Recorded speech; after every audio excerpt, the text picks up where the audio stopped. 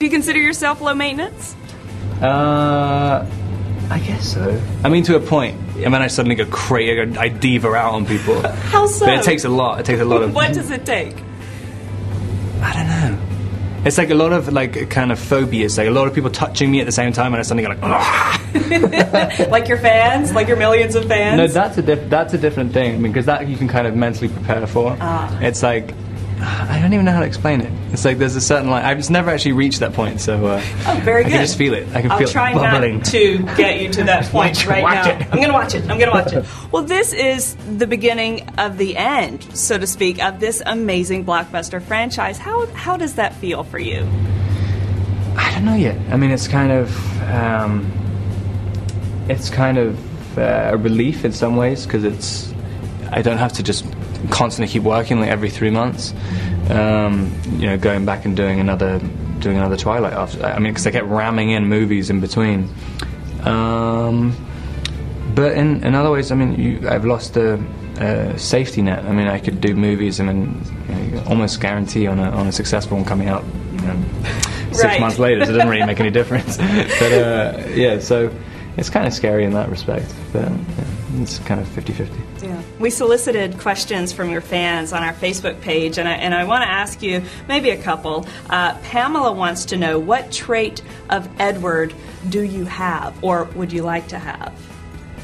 I mean, I guess just you play it for long enough, and things become like inevitably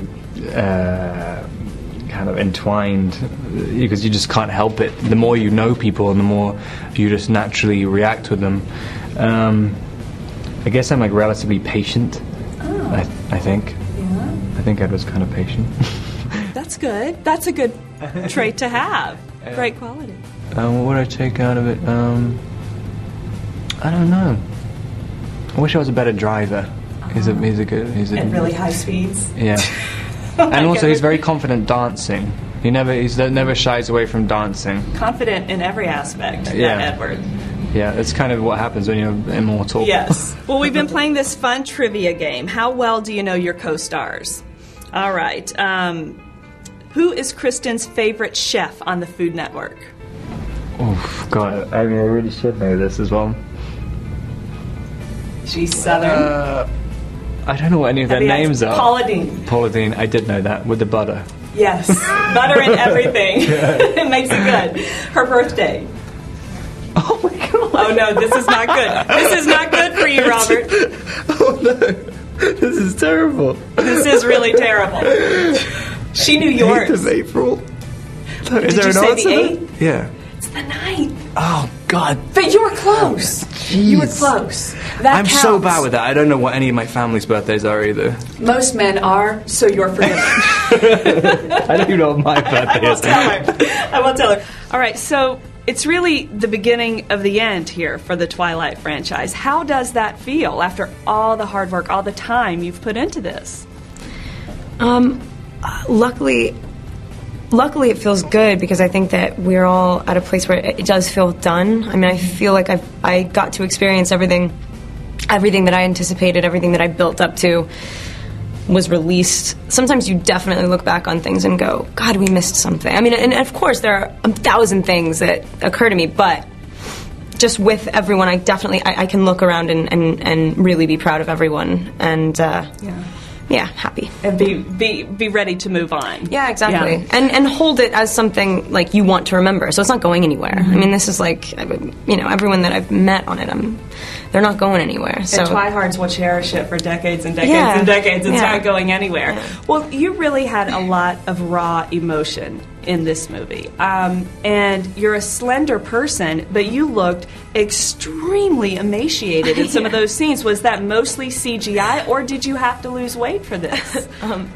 It was digital. It was. I didn't have time. We didn't have time to do a big transformation, physical transformation. Yeah, I mean, we would have had to shut down twice even. I mean, yeah. So no, and that's a scary position to be in, because when you're usually responsible for everything that you want to convey, you're like, all right, guys, you got me, right? You know what I mean? It's like, this isn't going to look okay. This isn't going to this isn't going to ruin everything I'm trying to do right now. And those guys are amazing at what they do, and I can't tell that it's not. It's scary for me to watch it. It's like I never expected that they were going to push it so far. Yeah. It was realistic, though, that you were dying. And you seemed, as Bella, so maternal, you know, as you were expecting this half vampire baby. Yeah. Did it make you feel maternal or long for a family or kids? Or what do you think about that for your own future?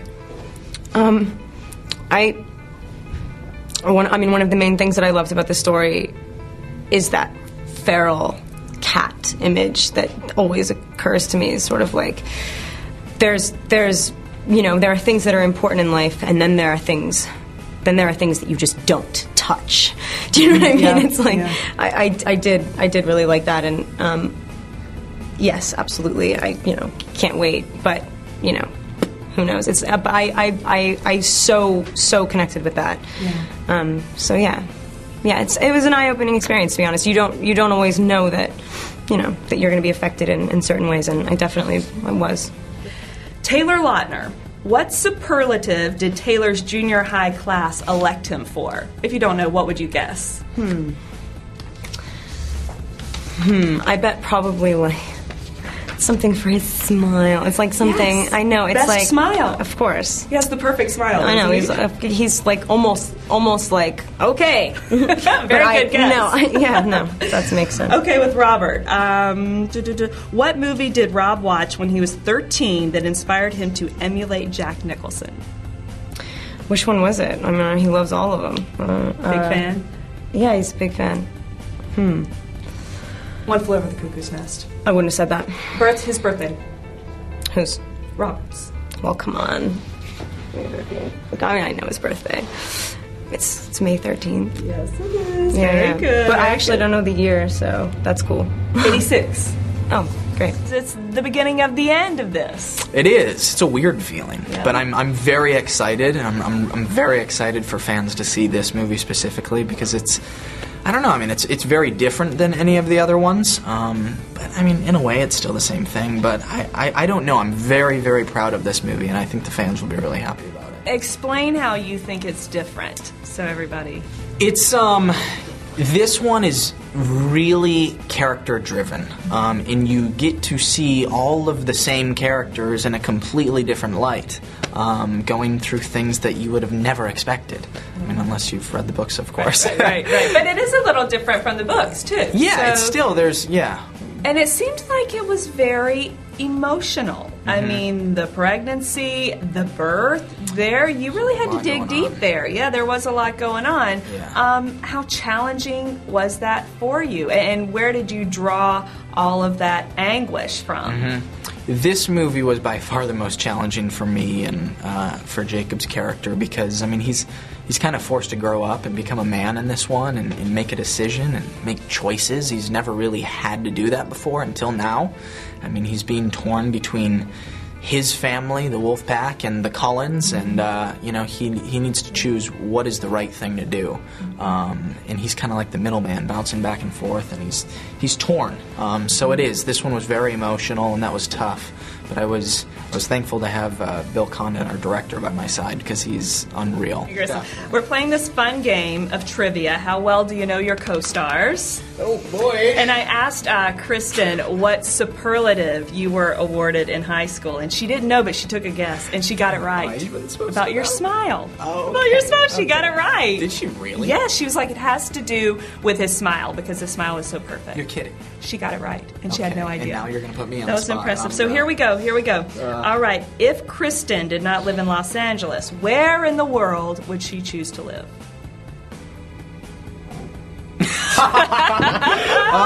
That's so tough because I know she's in love with Los Angeles. Yeah. It's like her favorite place. We fly back on a plane, and she's like, I'm so happy to be back. I'm going to go with... Okay, can I have two choices? Yeah. Okay. First, I'm going to go Australia. But second... You don't have to go further than that. That's what she said. Shut up. You got it. You're joking with me. You shut up. You got it. I think you're just lying. No, Are you kidding me? That was it. I'm really you two proud of know each myself. other really well. All right. On Robert, what was his character's name in the Harry Potter films? I do know this one. Somebody in the peanut gallery back there is going to call you back. Right? He was, I never read the books, but he was Cedric Diggory. Very good. Yes! Very good.